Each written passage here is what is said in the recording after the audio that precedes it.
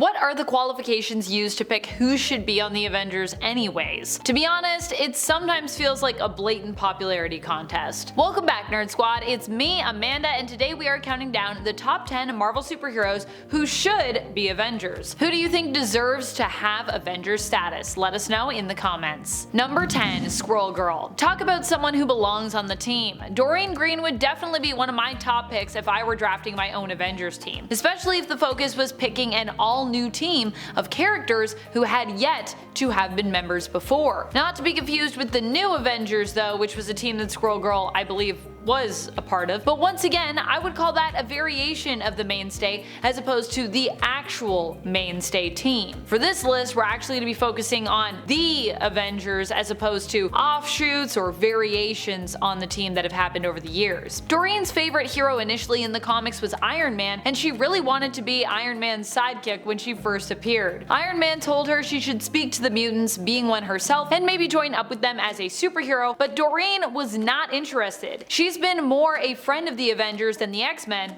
ever since. And friends, before we move on to our next spot on this list, if you love what we do here at Top 10 Nerd, why not show us you love us by clicking that subscribe button if you aren't subscribed already. And if you are, you're great. Don't ever change. Number 9, Valkyrie. So yes, Jane Foster has been an Avenger before as Thor, but I don't know if she's ever been a member of the Avengers team as Valkyrie, and I definitely do not think her predecessor Brunhilde has. I miss Brunhilde, by the way. I would really love if we could bring her back in the comics and give her the added hype of adding her to the Avengers main roster. That would be so cool. Asgard is one of the many groups in Marvel where, other than someone like Thor, we don't really see many of the other folks in said group outside of their own element and their own stories. They tend to often get confined to smaller appearances throughout Marvel Comics, or they just end up as supporting characters in Thor. It would be nice to have more range when it comes to the heroes who instantly come to mind when we think of Asgard, and having a prominent Asgardian on the Avengers team like Valkyrie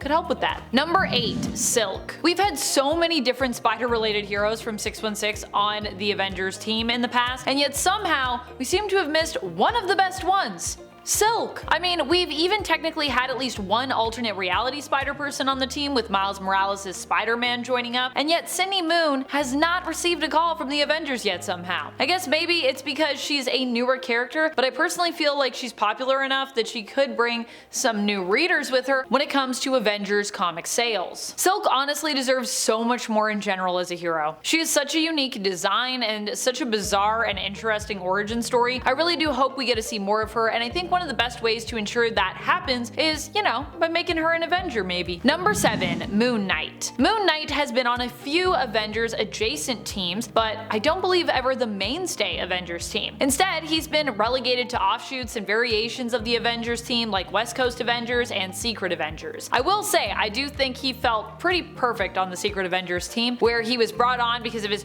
ruthless determination and where his neurodivergence was, I will say, at least tolerated. I think we could do better though for Mark, and even maybe see him in the modern day on a full-fledged Avengers team. If not in the MCU, then at least give it to us in the comics. He's just such a fascinating character, and I do feel who better to lead the team than someone who managed to beat the entire recent roster, or one of the most recent rosters. So yeah, I think we should give him a spot. Like, I feel like just Age of Khonshu, even though I know you would think that doesn't earn him a place because he did kick the Avengers' butt, but I think the Avengers should sign him up and be like, you kicked our butts, so maybe join us and show us the ropes a little bit. Teach us some things. Number 6, Punisher. I might not be a huge Frank Castle fan myself, though admittedly that's probably just because I haven't read many or perhaps the right issues of Punisher, but I know there are so many out there who love this character. And for those folks, for the Punisher fans out there, the Punisher stans, I figured we should mention him on this list. Punisher is another one of those heroes who has been on quite a few Avengers adjacent teams like Savage Avengers and Secret Avengers, but he's never actually made the cut for the mainstay. I don't think this is just because there are lots of other heroes out there on the Avengers team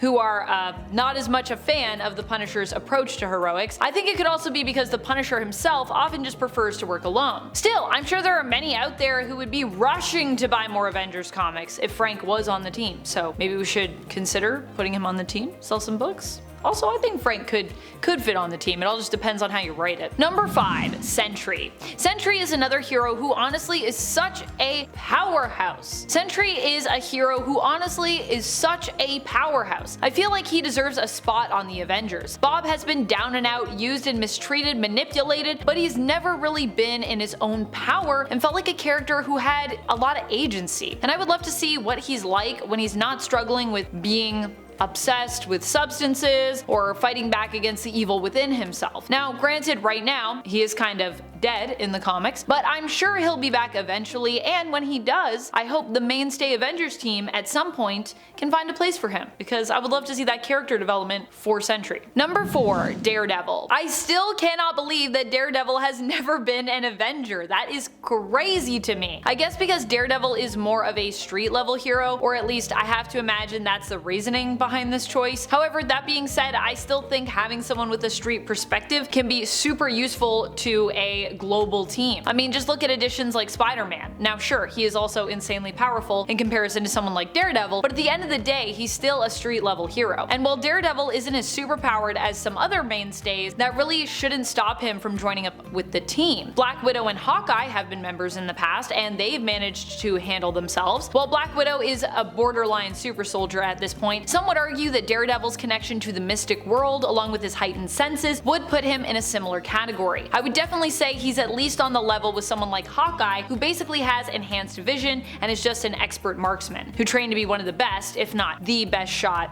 ever. Number 3, Jean Grey. Although her good friend Storm has been on the team before, Jean has sadly never gotten the honor. I know that Jean, or rather an avatar of Jean that was really the Phoenix who turned dark, blew up a planet once, but I still feel like she's too much of a heavy hitter to not have made the cut. Jean Grey is one of my favorite characters, as you may have noticed by now on the channel, and an area that I feel like the Avengers are often lacking in happens to be, well, just her power set, that of telepathy. Sure, we've had characters like Moondragon, Mantis, and even Star Fox or Eros if you prefer, to an extent, but we've never had a telepathic or telekinetic quite as powerful as someone like Jean Grey. Now, I also acknowledge that the X-Men and the Avengers tend to be kept pretty separate, but then again, this isn't always the case with them. Just take a look at characters like Wolverine. He was accepted on the team, so I think if he can make it, why can't someone like Jean get a membership card? Huh? Number 2, Blue Marvel. Okay, but speaking of characters that are absolute powerhouses, how has Blue Marvel not been invited to join the Avengers yet? That seems like a huge mistake to me. Like,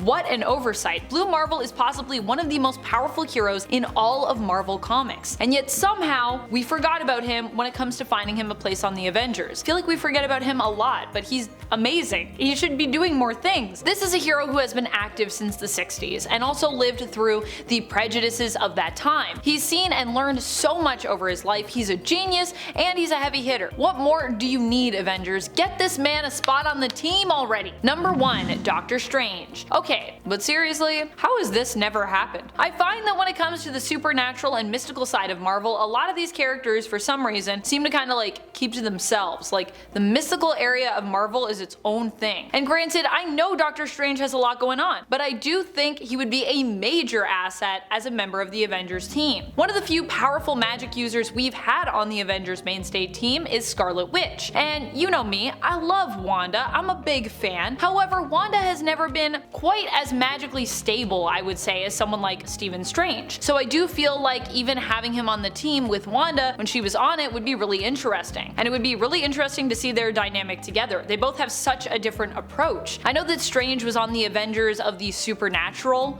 team, but I seriously would love to see him bring more of the supernatural side of Marvel to the forefront and sort of the main area of Marvel Comics, as opposed to just creating a separate smaller Avengers team, you know, just for magic. Let's bring it all together. Why can't magic be part of the mainstay? That's about it for this one. Until next time, you stay nerdy, YouTube.